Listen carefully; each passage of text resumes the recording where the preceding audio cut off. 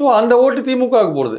இந்த சைடில் நீங்கள் உங்கள் ஆட்களை வந்து நீங்கள் பெரும்பாலும் நிறுத்துறதில்லை. விசிகா நிறுத்துறது பெரும்பாலும் பார்த்தீங்கன்னா மத்திய வட மாவட்டங்களில் தான் அவங்க ஆட்களை நிறுத்துகிறாங்க. திருப்பூரோ இல்லை செய்யூரோ அந்த மாதிரி, இல்லை இந்த சைடு நாகப்பட்டினம் வச்சுக்கோங்களேன். இந்த இந்த ஏரியாக்கள் தான் மத்திய வட மாவட்டங்களில் நிறுத்துகிறாங்க. இன்னும் இந்த மேற்கு மாவட்டங்கள்லாம் அவங்க ட்ரை பண்ணி பார்க்கல. அவரோட சவுத்தில் வந்து அவங்க ட்ரை பண்ணி பார்க்கல. ஓரளவு வரும்பொழுது இப்போ எதுக்கு வன்னியரசு சொல்கிறாருன்னா, எங்களுக்கு வந்து சவுத்துலேயும் சீட் கொடுக்கணும்.